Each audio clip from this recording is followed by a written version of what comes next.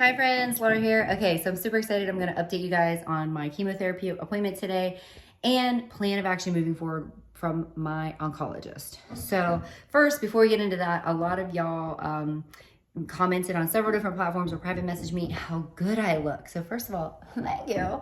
But I'm going to share a little secret with my sisters because that's what we do. That's what sisters do. There's two things you need if you want to look good. It's real simple. One, all natural lighting. There's a reason I a lot of times stand in front of a window. It gives you all natural lighting and it just makes you glow and beautiful. There's no filters or anything like that. Of course I have makeup on, so that helps with flaws and imperfections and things. Of course, you're beautiful as you are, even with makeup, but all natural lighting. Stand in front of that window, sis. I'm telling y'all, you're gonna look good. Number two, this one's the most important. The reason why I look so good to y'all, let me just spill the tea. Let me give you the tea.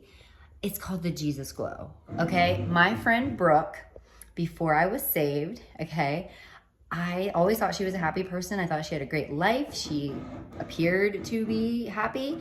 And then all of a sudden, or to me all of a sudden, to her no, but to me all of a sudden, there was this glow about her, this change in her. And I was like, man, girl, like you look good. You look happy. You just look, there's something different. It's just like beaming off of you. And I don't know what it is, but whatever it is, I want it. And she said, that's the Jesus glow. And I can absolutely give it to you. So if you're out there and you're like, I want some of that in my life, joy, peace, happiness, let's just go through the fruits of the spirit for my churchy sisters. All the fruit, right? Let's just hit all the things. But if you don't know him yet, or you know who he is, you believe he's real, but you're not totally intertwined, best friends with him, we need to have a conversation. I need to talk to you immediately. So make sure y'all message me if that's the case. Do be patient with me because a lot of people do message me, so it takes me a minute to get back to you, but I promise I will get to you. That's so important to me that I reach back to every person that contacts me. So there's that. Now let's get into my plan for my with my oncologist that I had today. So I did receive chemotherapy number 7 today. There's going to be 12 doses, 12 weeks of this medication I'm on. I told y'all 10 the other day.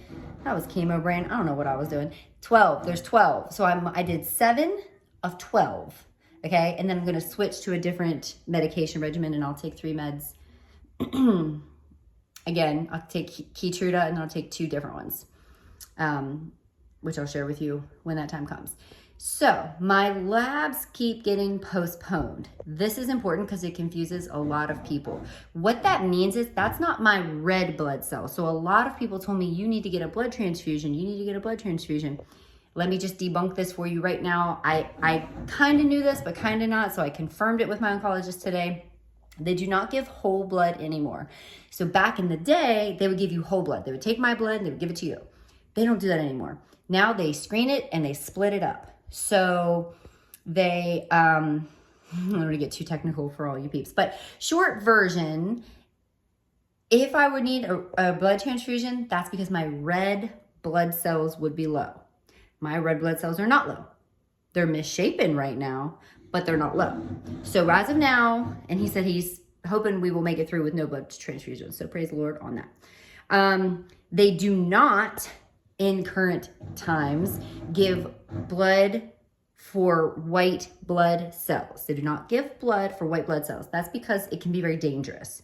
Again, I don't want to get too technical. If you are going through chemotherapy and you have questions about this, message me. I will take all the time in the world explaining it to you, but I'm just trying to give y'all the Cliff Notes version, if you know what I'm saying. He did tell me that twice in his career, he did have to give somebody white blood cells from blood, donated blood, but both of those instances were catastrophic, his words, not mine, catastrophic cases, meaning that person was going to die. They had to have it. It's very dangerous. They don't like doing it. Again, if you want to know more on that because you're going through treatment, please message me or someone you know, or if there's a reason that maybe you're just curious, maybe you want to know, private message me and I'll fill you in on all the deets. So there's that. So I probably will not need a blood transfusion, even if my numbers keep being postponed. A blood transfusion would not help me at all. Okay. Another quick note important about blood transfusions. I asked if I could have someone I know donate to me. I'm O positive. Nobody in my family can donate to me except for Eliza. Even like grandparents and siblings and all the things. Eliza's the only one, and I wouldn't ask her to do that. The reason I wanted to know that if in the future I need a blood transfusion is because you do not have to, let me think how I want to say this. Short version, let me not tick anybody off today. Short version is, I don't want the COVID vaccine personally. And I don't know that the blood I would be getting doesn't have the COVID vaccine in it. That's the short version I can give you. They cannot guarantee you that it wouldn't have that in that. So if I'm bleeding out in surgery, give me that blood. Give me what you got. But if it's something like this, no thanks. So I'm going to pray about that and work on that. But again, he's telling me it's not going to help me. Blood transfusion will not help me with the white count nor the neutrophil abs. That only helps with your red blood cell count. And mine right now is great for a cancer patient. Mine is great. Of course it's low, but mine is great. Let's see what else. Next, we talked about the shot that you get that can kind of go under your arm. It looks like, if you've ever seen someone with diabetes, looks like a little square and it hooks on here. I am getting that, but not until my next set of meds. So he's not giving me that now. That has to go with the next set of meds. It's very important that it goes with the next drugs. There is another injection that you can get that forces, it's kind of like a booster, it forces your bone marrow to produce white blood cells. It is very painful, apparently. And you have to come for so many days in a row, and they have to do it. Because I was like, why did IVF? I injected myself. Can you just let me do it? And he's like, no, you have to come here. So I don't really want to do that. He doesn't really want to do that. You could tell he was even skeptical telling me about it because it's just a lot. Anytime you're making your body do something that it's not naturally going to do in that capacity, it can cause other problems, right? So look, the sun's going down, so I'm losing my lighting. Ha, see, told y'all, lighting. I still have it, but it's going down. Okay, so there's the blood, there's the patch, there's the shot. The only other option, which is the option that we're doing, is we lowered my dosage of the current chemotherapy drugs I'm on. So I have the exact numbers, but for example, the carboplatin, we cut it almost in half. It is like just shy of being in half, which is like, okay, I'm just gonna trust you, doc, because that makes me a little bit nervous that we're cutting it that severely. But if my body is getting too weak where it can't recover and I can't get treatment, then it's not helping me. Make sense? So trusting my doctor, trusting the Lord. Told him I was going to go home and pray about it. Pray over my doctor, of course, my oncologist, the whole team. Pray over the whole team. But those are our choices right now for bringing my numbers up. WBC, your white blood count, and your neutrophil abs. Those are the two main. We're looking at other numbers. We're not looking at my thyroid. We're looking at all the numbers. He prints them all out for me. We compare all of them. But those are the main ones that we're looking at that would postpone a treatment. Lastly, because I want to keep this video short, I know a couple people out of love messaged me and said, again, I don't think you should be working out. They're concerned for me. It's coming from a place of love. It was 3 people. One of them was family even. And I just love that y'all love me that much, that you care. But I promise you, if you've done any research at all, if you've talked to anybody who's actually had triple negative breast cancer, the exact cancer that I have, exact diagnosis, exact medications, movement is important. It is like the second greatest thing I could do. 1 is my faith, going to God. 2nd is exercise. So I know it looks scary when you see me working out and you think that I'm being tired and I'm wearing myself out, but you also have to remember, I'm a stay-at-home homeschool mom. So I am sitting the whole rest of the day. I'm only moving my body for 30 minutes and then I'm basically sitting the whole rest of the day doing school and playing with Lucas and all the things. So that's important. I know one person brought up like hydration, and that's a very good point. And that is key with chemotherapy. You must. They just hammer that. I'm gonna say nail it. They nail it. They hammer that. You gotta stay hydrated. I drink a gallon a day. They only wanted me drinking 70 ounces. I'm good. Your girl Laura is good. You better know I'm a plan to make a plan kind of gal. And when I want something, when I want to do something, I always do it to the best of my ability. If I don't care about it, there's a reason I can't crochet, because I don't care enough to learn to crochet, right? So I'm not good at it. But when it's something that I want to excel at, I'm going to be the best. I'm going to be in the top 1%. And I'm not saying that to be cocky. I'm telling you, it's because my heart cares. So every day I get up and drink a gallon of water, whether I get treatment or not. Every day, even if it's 10 o'clock at night and I'm finishing that water, I get it in. Every day I'm moving my body. Some days, like this last week, I cycled real hard because I didn't have any chemotherapy in my body. So I was getting her done. Some days, like today, all I'm going to do is sit on the floor and stretch.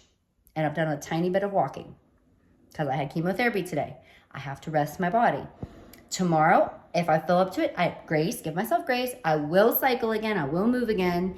But it might be at a slower pace, or I might just do like a semi-heavy resistance, meaning weight, and slowly pedal my feet. So sometimes it's not what you think all the time. I'm not going crazy all of the time. It just depends on my body. But just know, 2 different oncologists did not just approved it, they encouraged it. They brought it up before I did. Listen, you want to get better? This is what it was told to me. You want to get better? You want to live longer than anybody else? There's 2 different kinds of people who go through cancer. There's the kind of people who sit in their chair and cry and are in a ball and they feel helpless and hopeless, and they give up. And then there's the second person, and that person's a fighter. And that person listens to the things that we say, takes care of their body, and moves. So I know it comes from a place of love, but I don't want y'all worrying for me. And I don't want somebody to need to go through cancer, or someone you love to go through cancer, and you counsel them in an opposite direction. Now, lastly, this is last, I promise. All cancers are different, even breast cancer. So if you don't have triple negative breast cancer and you're not on the same regimen as me, it's really hard for you to give me advice. And I don't mean that in a rude way. I just mean it's different. Even in the last 5 years, I take Keytruda. They didn't even have Keytruda 5 years ago. It's an immunotherapy drug. So you really can't give me advice because you haven't done that, if that makes sense. You may have tips and tricks and, hey, this worked for me with my particular cancer, something for you to look at.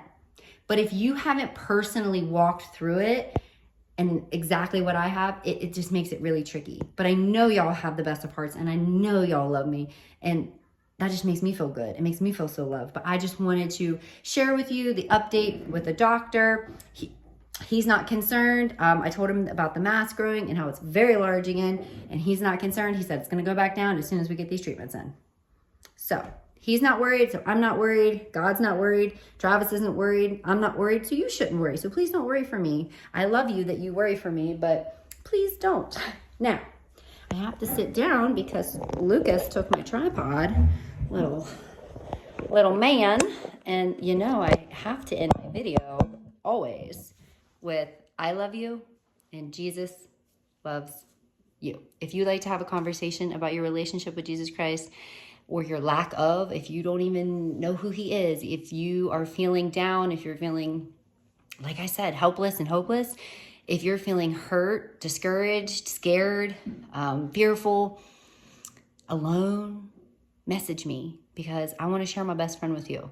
I want to tell you all about him and how he completely radically changed my life, and how in the face of adversity, walking through the hardest storm of my life, breast cancer, triple negative breast cancer, which is considered one of the deadliest forms, I have joy. I have joy, peace and joy, and it's all from him. So if you are interested in that, I would love to talk to you, so please reach out to me. I love y'all so much, and I'll update you tomorrow on how I'm doing.